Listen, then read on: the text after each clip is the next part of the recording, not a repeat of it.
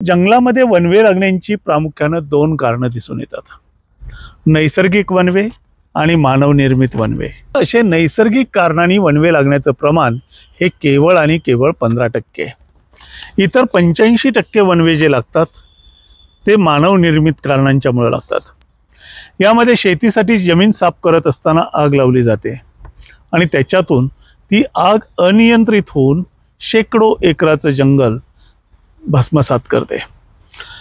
गुराख्यांचा एक गैरसमज आहे, यावर्षी जर गवत जाळलं, उन्हाळ्यामध्ये जर ते रान पेटवून दिलं तर त्याच्यातून पुढच्या वर्षी गवत आणखी चांगलं येतं आणि त्यातूनही अनेकदा आग लावली जाते आणि ती आग नियंत्रणाच्या बाहेर जाऊन ती मोठ्या प्रमाणात वनांचं जंगलांचं नुकसान करत असते। काही शिकारी वन्य प्राण्यांची शिकार करण्यासाठी सुद्धा अशा प्रकारे आगी लावतात। काही आदिवासी जमातीमध्ये मोहफुलं येण्याच्या अगोदर मोहफुलाच्या खालचं झाडाखालचं गवत जे आहे ते गवत पेटवलं जातं। बऱ्याच प्रमाणामध्ये पर्यटकांच्या कडून सुद्धा वनवे लावण्याचं किंवा त्यांच्या मार्फत वनवे लागण्याची कृती घडत असते।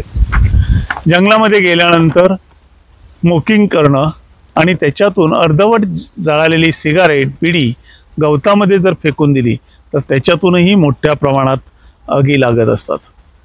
अवैध पद्धतीनं अतिक्रमण करण्यासाठी आणि अवैध वृक्षतोड करण्यासाठी सुद्धा मोठ्या प्रमाणात वनवे लावले जातात।